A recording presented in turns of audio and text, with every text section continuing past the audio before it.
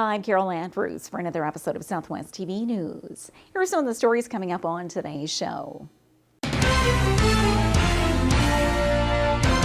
Thanks to the generous donation of the estate of the late Roy Blanchard, Great Plains College in Swift Current has received $100,000. As the city of Swift Current marks its centennial year, City Council is now embarked on an aggressive goal to see the population increase to 25,000 by the year 2025.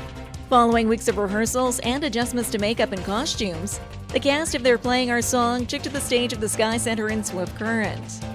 The annual Stir Crazy Blues Festival warmed the hearts of local music fans during the three-day event at the Lyric Theatre in Swift Current.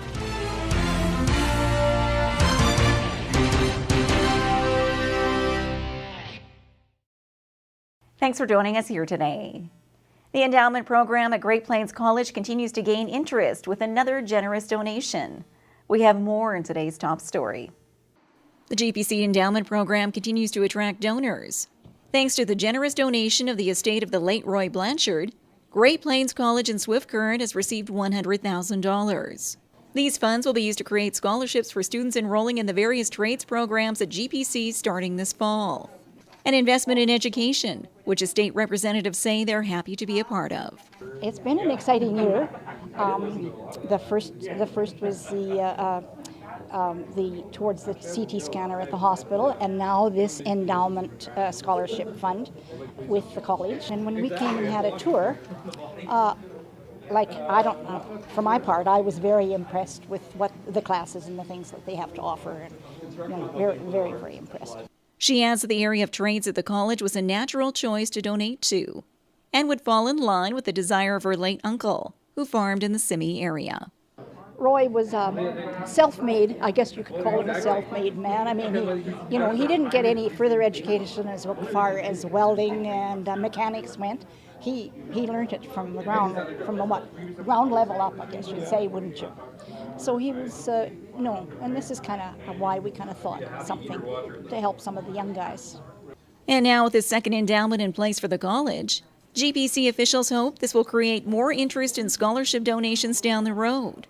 Continued community support, which GPC President and CEO David Keast is impressed by. There is a real sense of community and a real sense of commitment on the part of people in the southwest to the southwest region of the province. It's quite unique. A worthy investment in education by donors such as the estate of the late Roy Blanchard and other individuals and corporations, which continues making dreams a reality for students such as these who are now enrolled in GPC. Every little bit helps. It goes towards books, it goes towards everything. Well, it's huge. It's the opportunity to stay in Swift Current, and it's a little bit of extra incentive to be here in the city to take my electrical program here in Swift. I'm hoping at some point to stay in Swift Current as well with the schooling I'm taking here, and I think it's awesome. It's a great draw for the community as well to get these out-of-town students here too. This latest announcement marks the second endowment for Great Plains College. The first endowment was unveiled in December of 2012, thanks to the generosity of Anthea and Ralph Lauren. It will help, as the Premier said, with the short-term issues around the stimulus, but it's got a clear eye on the future, something for the long-term economic health of this region.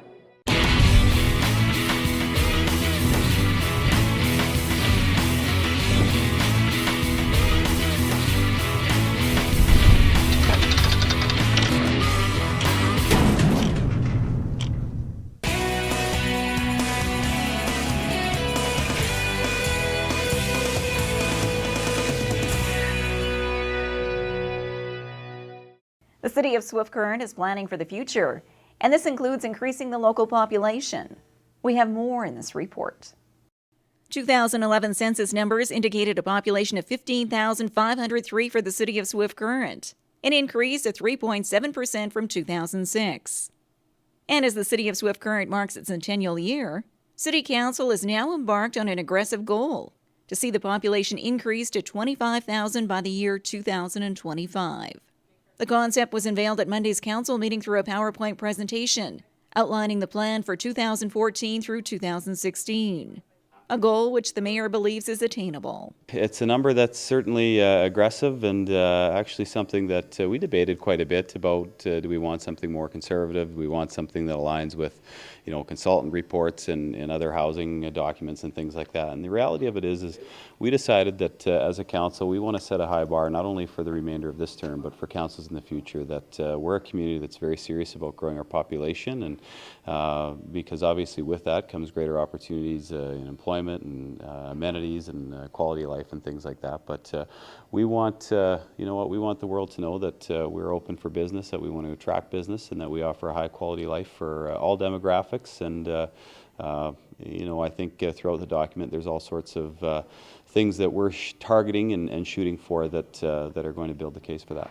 And as the city continues to focus on offering the best amenities and other services for local residents, open dialogue will also be key in understanding what community members' expectations are into the future, while maintaining Swift Current's affordable lifestyle. We obviously have to continue to invest in infrastructure, and I think the biggest costs in that are developing new neighborhoods and creating areas where business can expand, whether it's industrial or commercial or whatnot. But the good news with a lot of that stuff is you get that money back. I mean, when you invest in land and expand land for resale, you get those revenues back eventually. And I think it's been interesting when you follow the news from around the province and some of the discussions that we've had with our taxes. We're not the only ones facing increases. Taxes are going up in many other communities. So it's not like taxes are only going up in Swift Current and not anywhere else. It's we're going to, by default, we have a huge advantage of being as low as we are compared to everyone else, and that's a trend that will certainly continue. Copies of Swift Current's strategic plan are now available from City Hall.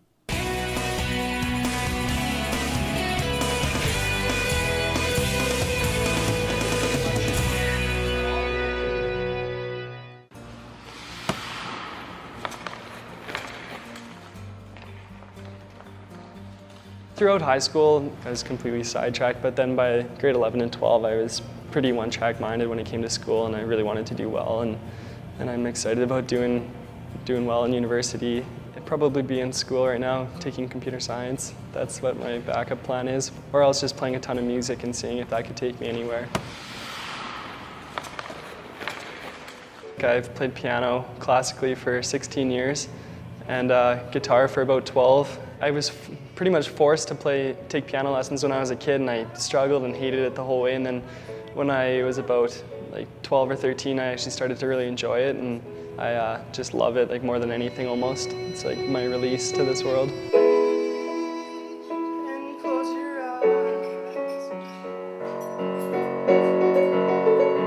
A couple of them will come play guitar with me every once in a while. I know Bobby Zink, and he comes over every time I ask him to, and he'll jam with me, but no, not too many guys are into music, which is unfortunate, and I wish more of them did play with me. My favorite musician is Mozart. I really am just a huge fan of classical music.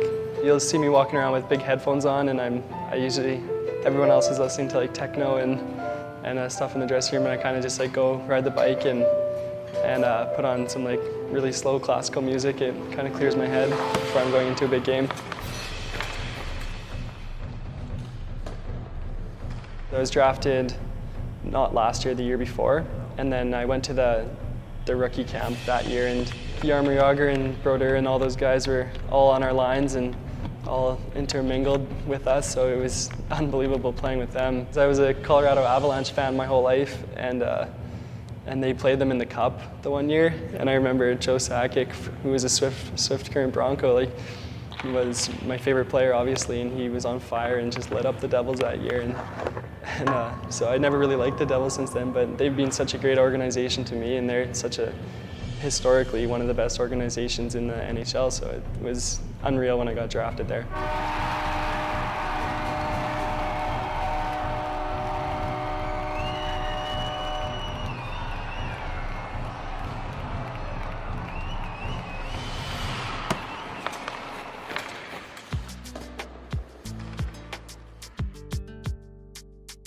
I've got a ton of memories, and then there's a ton of good guys that you meet and then they get traded, which is tough. One of my best friends from my first year, he's gone now, John Groenheid. he really helped me out when I was getting down on my luck, and I just remember hanging out with him and doing all the fun things with the older guys, which you never really got to do when you were playing minor hockey because you're always the oldest kid on your team. And I think it's just been a great experience for the last 3 years playing here, and hopefully the rest of the year goes as well as my last 2 years have.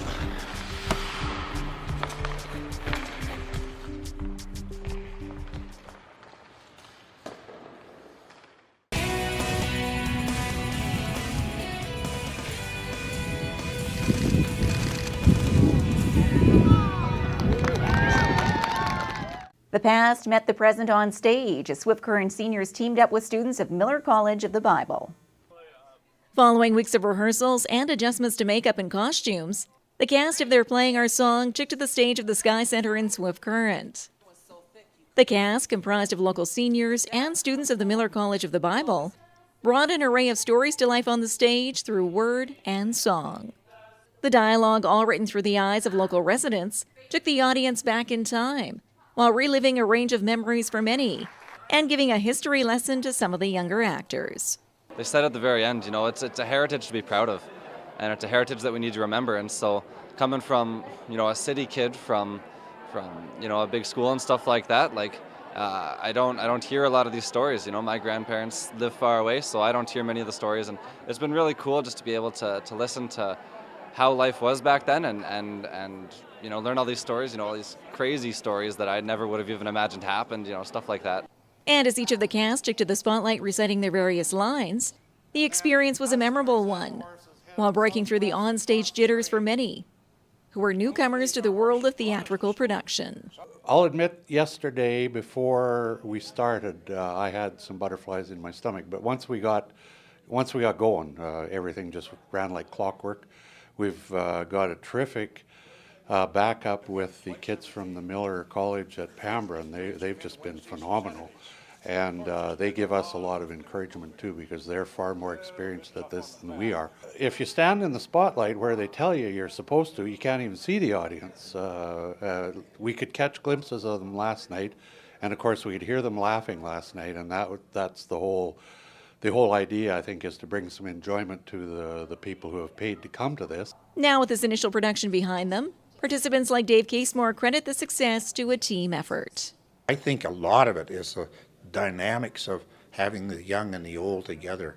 It just makes a kind of a mix, and those Miller students, they're just fantastic, they're so dynamic, and they just go, and they just come out on a spur of the moment and they do something, and they may not do it the same way every time.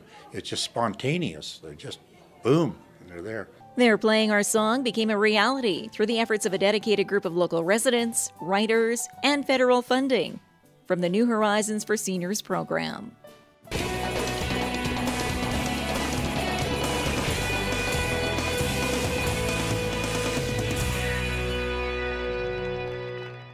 The annual Stir Crazy Blues Festival was another crowd pleaser at the Lyric Theatre. We bring you all the highlights in this report. The annual Stir Crazy Blues Festival warmed the hearts of local music fans during the 3-day event at the Lyric Theatre in Swift Current.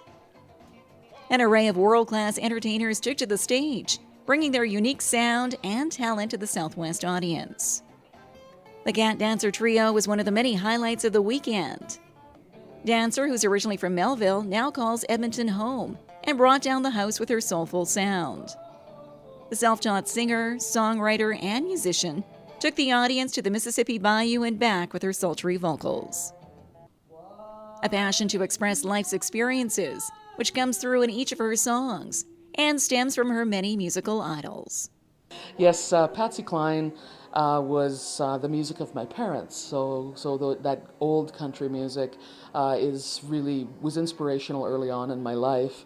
But since I found the blues, I really go back to the old blues women from the 1920s, Ma Rainey, Bessie Smith, and on guitar always the father of the blues, Son House. And as she continues to perform on stages worldwide, Dancer says the blues are always welcome, no matter the audience. The blues is, I think whether people know it or not, the blues is the foundation of all forms of North American music outside of First Nations music. So it's the foundation. of country music, it's the foundation of gospel music, it's the foundation of bluegrass and hip hop and rock and roll. I mean, rock and roll, rhythm and blues. So you get that that real continuation. The threads continue, and I think when what's most exciting for me when I teach at the University of Alberta, when I teach younger students, is when they realize that their favorite rock and roll band were blues artists first. Then they get more and more interested. The Stir Crazy Blues Festival brings the world of music to Swift Current every year during the last weekend of February.